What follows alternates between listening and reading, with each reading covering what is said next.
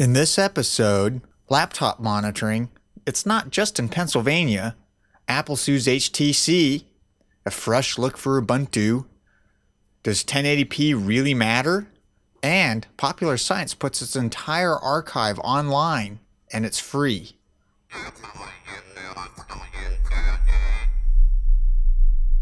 Quicksurf Internet Media presents the Geekinator, talking about all things tech and geek.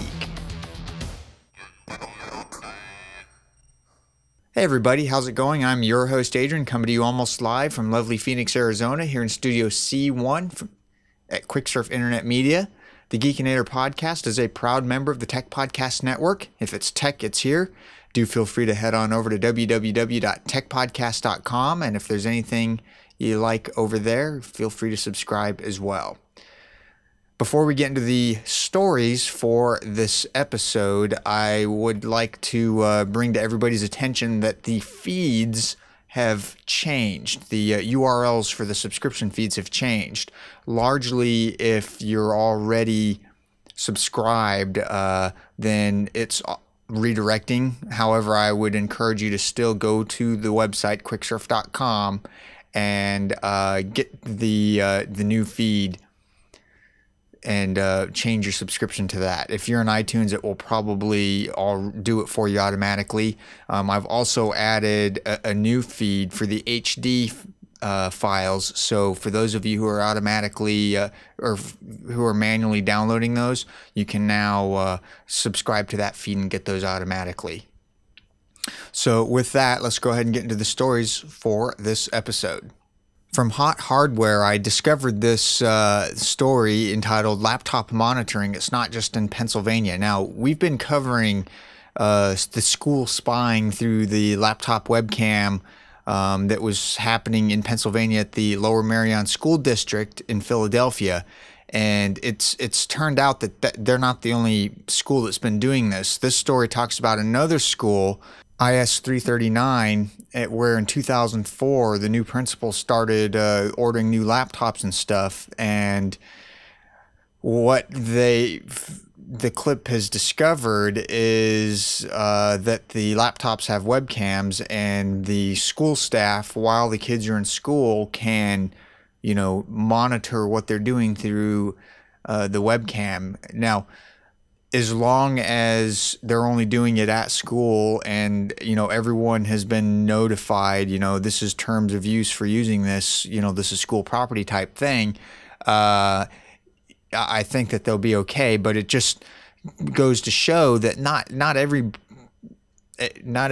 is safe. There are a whole lot more schools out there besides just the one that we've been covering the last couple of weeks that have this capability added in, and it's being used. And so the real question is, what's the real value of the privacy? I think that, there needs to be a good hard look at what a lot of this privacy entails. I would be totally fine if it's a school-issued laptop. The same thing at work. If you have a work-issued laptop, anything that you might be doing, there's no privacy. There's no expectation of privacy on a work-issued computer while you are at work. Same thing on a school-issued laptop. I wouldn't have any expectation of privacy for that while I was at school. But I would be a little irked if it wasn't disclosed that they could also, and did, in fact, have that type of monitoring while you had the laptop at home. That needs to be disclosed at an absolute minimum. So anyway, more on this as things develop, but pretty interesting stuff. From Gizmodo, there's a story here entitled Apple sues HTC for infringing on 20 iPhone patents. This is amazing. They've got all the documents up. It's basically, they're full on going for it. HTC's completely surprised over it. Apple's asking for a permanent injunction against HTC, which would ban them from importing or selling phones here that use these patents, which, as far as I understand, every phone they make uses these patents. So we'll see. This is really new, so things will develop, and we'll keep an eye on it. From the Ubuntu wiki, there's an entry here entitled "A Fresh Look for Ubuntu," and essentially what Ubuntu's doing, and this I'm really excited about because I'm a huge Ubuntu fan, but they're rebranding Ubuntu, and so they've got some new logos up. Really cool stuff. Take a look. It should be up on the screen now for those of you who are watching. Awesome stuff. Basically, they're saying it's been 6 years. It's time to refresh the face of Ubuntu, starting with the word mark. They wanted Ubuntu to reflect the precision and engineering that sits at the heart of the product. The new logo reflects this, but not at the expense of the immediately recognizable circle of friends. They've also updated the community logos. Really good stuff. They've got new GTK themes. Looks really slick, and a new boot splash screen. So this is going to take effect in 10.04 LTS, and I can't wait to try it out. It'll be pretty neat. I've always liked Ubuntu, and so it'll be nice to get a revamp and some new, new breath of fresh air breathed into it, make it visually updated. It'll be pretty cool. From PC Magazine, there's a story here: real world test, does 1080p truly matter? The article starts off, I often write about displays and sometimes wonder whether all the new features we're seeing really matter to real consumers. When it comes to TVs, the size of the display certainly matters, but sometimes I wonder whether most people can really tell the difference when it comes to full HD and 1080p. In my office, we happen to have two nearly identical TVs that vary only in resolution, so I decided to give it a try. To do this, I set up a room with a very similar 42-inch LCD TVs. Both are quite good sets. They're made by LG. One is 720p and one is 1080p, and he ran a bunch of people through it. Of the 64 participants, 59% said they preferred the 1080p set, 25% said they preferred the 720p one, while 16% had no preference. So this is kind of interesting. You'll need to run through the whole thing on how we test it and all that, but I found it pretty interesting and figured, because I'm huge, I love 1080p. Personally, myself, I can tell the difference between 1080p, 720, 480. I can even, much to the chagrin of a lot of my friends, tell the difference between the various bit rates that video is encoded at.